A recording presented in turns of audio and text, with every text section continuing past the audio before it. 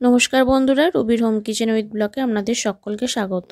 আজকে বানাবো দুপুরে ভাতের সঙ্গে আলু দিয়ে পাতলা মটনের ঝোল। তো চলুন, আমি মিডিয়াম সাইজে 5টা মতন পেঁয়াজকে কুচিয়ে নিচ্ছি। অন্যদিকে আমি 700 গ্রাম মতন মটন নিয়েছি, খুব ভালো করে আমি পরিষ্কার করে রেখেছি। অন্যদিকে আমি 3টে মিডিয়াম সাইজে টমেটোকে সেদ্ধ করতে দিয়েছি। এদিকে সেদ্ধ হতে থাক, অন্যদিকে আমি কড়াইয়ের মধ্যে 4 থেকে 5 টেবিল স্পুন মতন সর্ষের তেল দিলাম আর গোটা গরম মশলা, দারচিনি, এলাচ আর শুকনো লঙ্কা ফোড়ন দিলাম। এরপর কুচনো পেঁয়াজগুলো দিয়ে দিলাম, দিয়ে ভালো করে আমি হাই হিটে নাড়াচাড়া করে নেব। হাইটে নাড়াচাড়া করে নেব প্রায় 2-3 বার মতন। এরপর পেঁয়াজটা নরম করার জন্য দিয়ে দেব লবণ। লবণটা দিয়ে ভালো করে আমি নাড়াচাড়া করে নিচ্ছি। এরপর আমি নাড়াচাড়া করে নেওয়ার পর গ্যাসের আঁচটাকে লো করে দিয়ে অন্যদিকে আমি টমেটোগুলোকে বেটে নেব।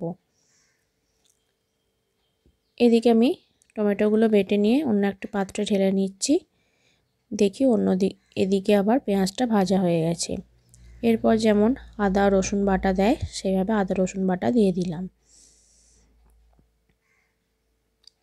আর দিয়ে দেব এখানে রসুন বাটা। আর মশলাটাকে সুন্দর কালার আনার জন্য দিয়ে নেব 2 টেবিল স্পুন মতন কাশ্মীরি লঙ্কার গুঁড়ো। যখন এখান থেকে কাঁচা গন্ধটা চলে যাবে তারপর আমি কাশ্মীরি লঙ্কার গুঁড়োটা দিয়ে আর একবার নাড়াচাড়া করে নেব। এটি আমি লো টু মিডিয়াম আঁচের মধ্যে রান্না করছি।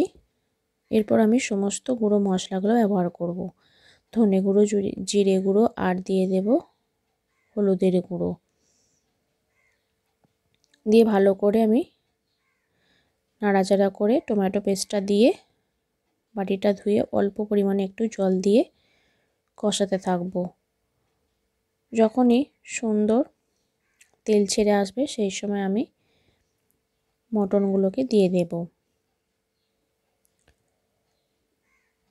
মটনগুলো দিয়ে দেওয়ার পর ভালো করে আরও একবার নাড়াচাড়া করে নেব। হাই হিটে এটা নাড়াচাড়া করে নিচ্ছি।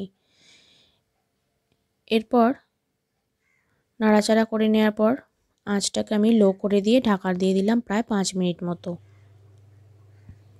5 মিনিট পর দেখব যে মটন থেকে জল বেরিয়ে আসছে। আমি এখানে কোনো রকম জল ব্যবহার করিনি, মটন থেকেই জল বেরিয়ে আসছে।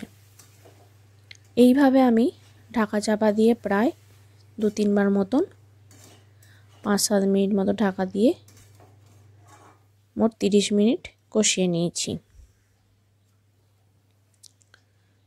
কয়েকবার হাই হিট আবার মিডিয়াম আঁচের মধ্যে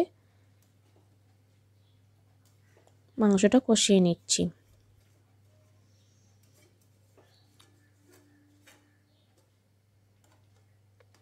ভালো করে যত দেখবেন কষানো হবে মাংস বা মটন থেকে দেখবেন সুন্দর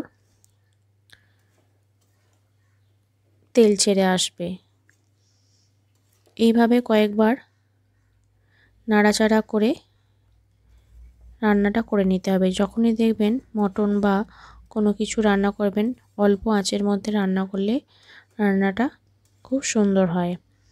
এরপর আমি এখানে দিয়ে নিলাম পরিমাণ মতন জল দিলাম। খুব বেশি জল আমি ব্যবহার করিনি। আর গোটা 4-5 আমি কাঁচা লঙ্কাকে চিড়ে দিয়ে দিলাম। এরপর ঢাকা দিয়ে আমি মিডিয়াম আঁচের মধ্যে প্রায় 20 মিনিট মতন রেখে দিলাম। দেখুন বন্ধুরা, উপরে কেমন তেল ভেসে উঠেছে।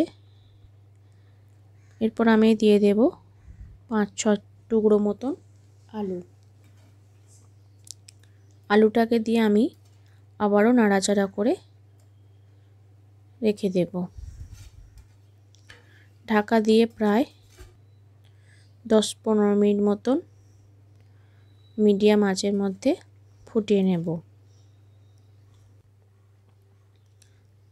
10-15 মিনিট পর দেখা গেল যে আলু বা মাংসটা সুন্দরভাবে সেদ্ধ হয়ে এসেছে। আর নামানোর আগে আমি দিয়ে নিলাম ধনেপাতা কুচি,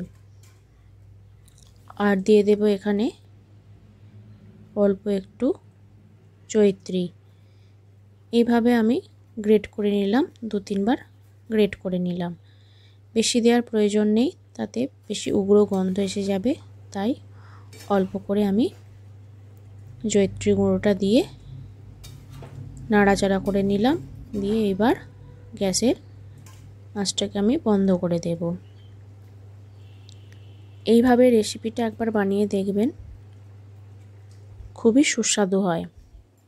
তো চলুন, গরম ভাতের সঙ্গে গরম খাসির মাংসের ঝোল কেমন আপনাদের লাগলো অবশ্যই লাইক, কমেন্ট, শেয়ার করবেন। আর কমেন্ট করতে ভুলবেন না যে এই রেসিপিটা আপনাদের কেমন লেগেছে।